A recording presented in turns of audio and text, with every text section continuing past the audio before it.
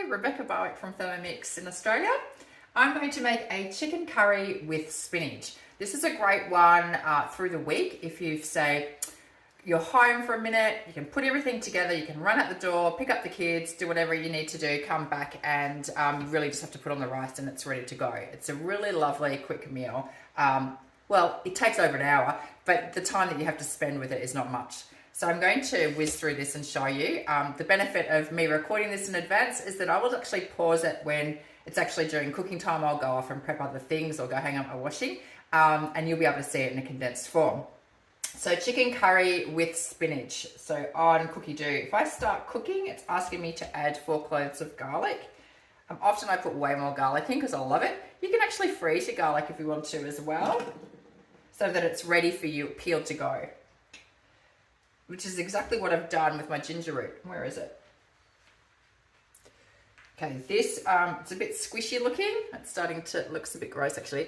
I freeze mine peeled as well, so I can just pull it out. Usually put it in frozen, but this has been sitting around for a bit, so it has started to thaw. So 20 grams, I've actually got 24, doesn't matter.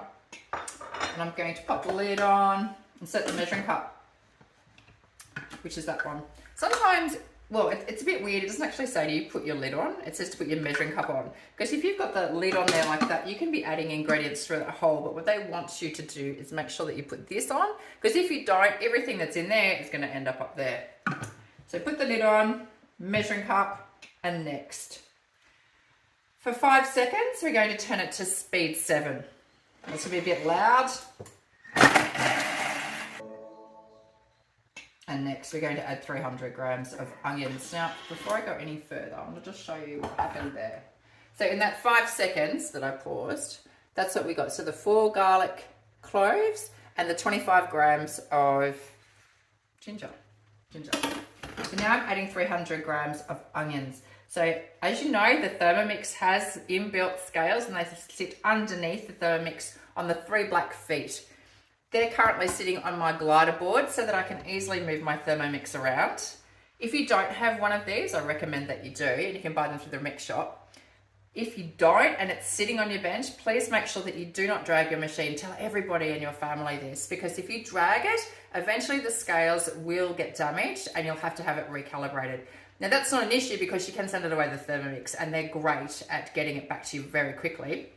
But you're looking at about 10 days turnaround. That's business days. So you won't have a Thermomix for nearly 2 weeks and we don't want that. So please just be mindful never to drag your Thermomix. I recommend getting yourself a glider board. So 300 grams of onions. So weighing in there, 300 grams. Now I actually don't know how much I've got here, but I've got 2 large onions, so I'm thinking that that'll be about right. And I'm going to have a bit over actually. 330. So if I can just show you, just zoom in on that so you can, well, not zoom, but that's what we're looking at. 300 grams of onion. So we've popped that inside. And the ginger and the garlic is actually sitting up and around the bowl. You know, when I showed you it was sitting around the bowl, so that when we chop next, it'll be incorporated. But I'm going to first put in 50 grams of olive oil because that's what it's told me to do. And this might take a while. You might want to put some elevator music on while you wait. I'm not going to sing. Oh my goodness. Maybe I should have weighed this out before I started. Okay, we're there. 50 grams. High five for me. Putting the lid back on. And we're going to blitz that on speed 5 for 3 seconds. So remember how chunky they were? 1, 2, 3. Let's have a look. Because the next step is actually to cook this. So I want you to show you exactly what's happened in that time. So remember, this is 3 seconds of Thermomix time with chunky onions. I don't want to look in there. But look at that.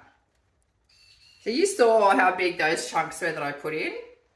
In 3 seconds you get that. This is why guided cooking is really good, because you don't have to think about how fast or how long you have to put something on for. It's asking me now, she put the simmering basket on top. So we're taking off the measuring cup and we're going to put the simmering basket on top. This does a couple of things. I'll just get it going. So for 10 minutes, we're cooking at 120 degrees on speed 1. So we don't want to break it down too much. We just want to cook it and stir it like you would as if you're on the stove top. But now that 10 minutes, I can run off and do something different, which I will do. But just explaining this, the measuring cup is sitting, the measuring cup has been replaced with the simmering basket for a number of reasons. Firstly safety. Thermomix wants to make sure that it's safe. So if we put that on there, the steam that's going to escape will escape. That's good. The food inside there is not going to end up all over your kitchen. That's also good.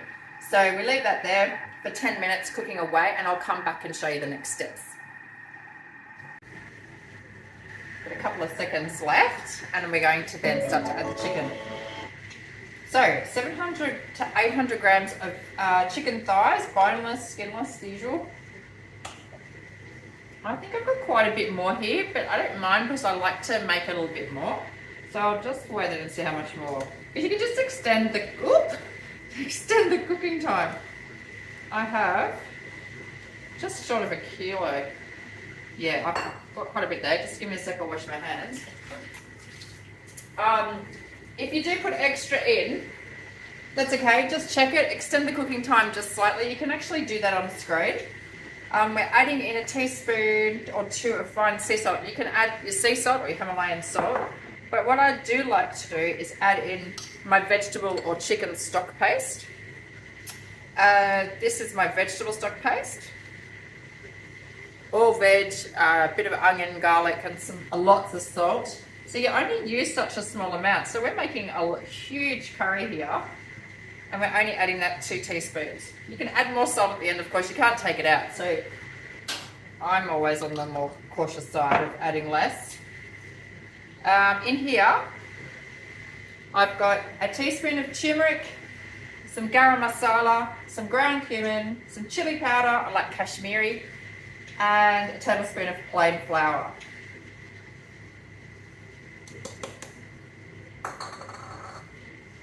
We're placing the simmering basket on top again, and for 3 minutes we're cooking it at 100 degrees on reverse speed 1. So because this is a guided cook, we don't have to think about whether we need to put the Thermomix in reverse speed or forward.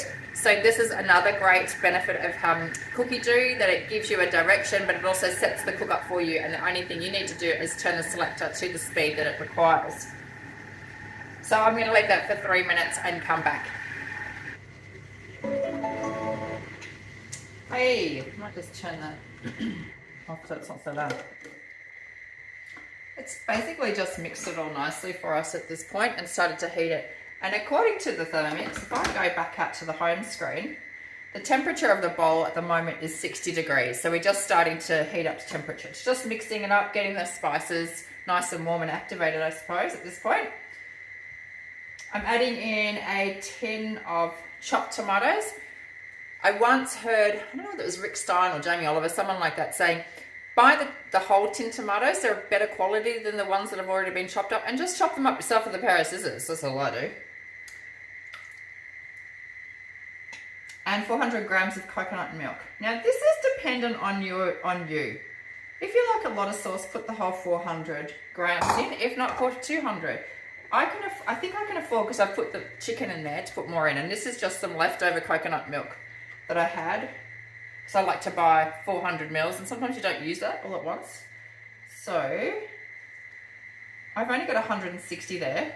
I've got another tin, so I might open it. But for the time being, I'm happy with that. I can add more a bit later. The coconut milk just needs to be heated. It doesn't need to be cooked so much. So let's go next. And again, we're popping measuring cup on, the simmering basket on top. And this is now going to cook for 15 minutes. So again, I'm going to go off and do what I need to do and come back and show you what's next.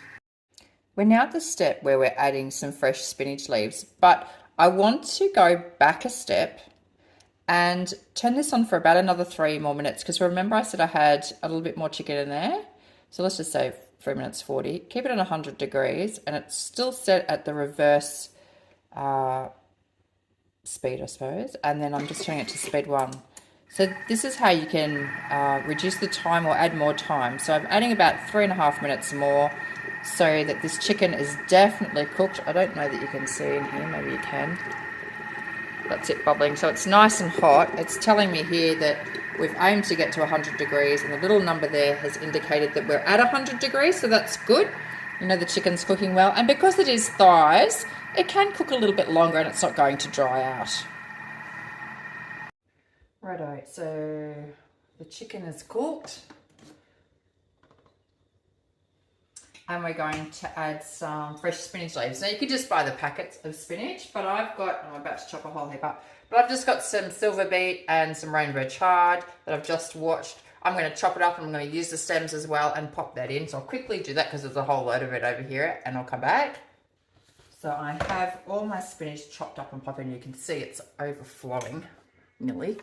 See on top. I've actually chopped this finely for a reason. I'll tell you why. Because the next step actually says to insert the spatula through the hole like this and then give it a stir. It's just a little bit squishy. So it says for 5 minutes. So I'm going to do this. See how I'm pushing that down? It's going to go in reverse speed 1. And we're just going to give it a little bit of encouragement so that the spinach actually goes down into the dish itself. You can just sort of leave it there, because it will bump and push itself against it. Or you can even stop it and just give it a go. I just find if I'm using rainbow chard or a, it's getting my eyes a bit, isn't it? Rainbow chard or spinach that's that large, I do like to chop it down a little bit. And it's saving me money. Spinach and herbs are two really expensive things in the supermarket. You can grow them really easy in your garden. So I always recommend you do that. There's also a button on here called Preview. I can press that and it tells me what we're going to do next. And it indicates that we should be pouring this into a serving bowl and covering it with aluminium foil. Or we could be putting it into a thermoserver and keeping it warm there. What I'm going to do though is, because I do have a second bowl, I'm just going to take this one off and leave it in there and then cook the rice, which will be the next step. I might just do some cleaning up. So we're finished. We've got the curry in here. Makes a load of curry. It's so much. Tells me to pour it into the thermoserver. We're not going to do that. I'm just going to set it aside. But if you were to do that, you just simply put the bowl back on and leave it all dirty to do this next instruction, which doesn't matter. Actually, I might actually do that because it will put the curry flavour through the rice. I think I might. Change of mind. Okay. See if I can do this without spilling it everywhere. Okay, good. That makes so much curry. So good. Whoops, all caught around that. Just caught a bit, so I'm just going to use the spatula to get the rest of that out. Because we don't want that in the base when we're cooking our rice. So I think I'm being a bit rude. Pushing it away from you. Anyways. I've put it all in there. We've got a dirty bowl, it doesn't matter.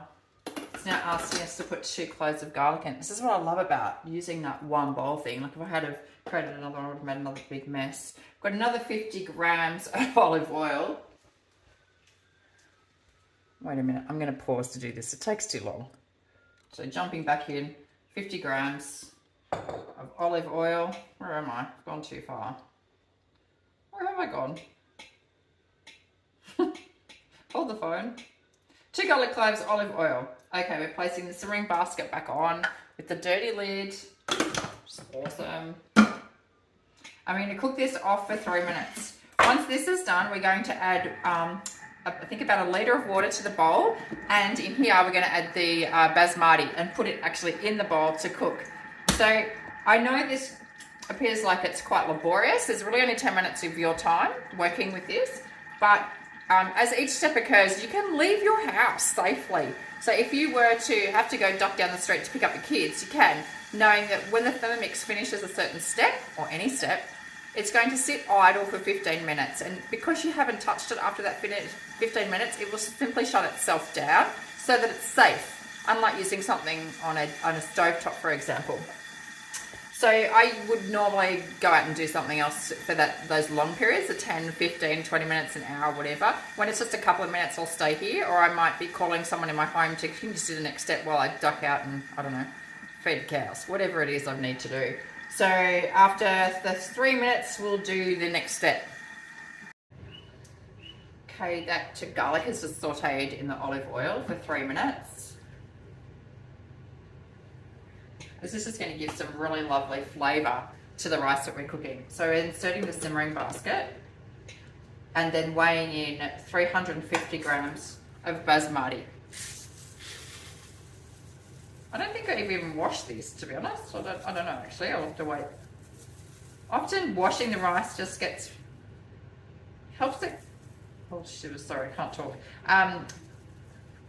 Helps it to, like it takes off all the starches and keeps it nice and fluffy. Adding, oh no, we're not going to. There you go. So we're going to actually add the water over the top.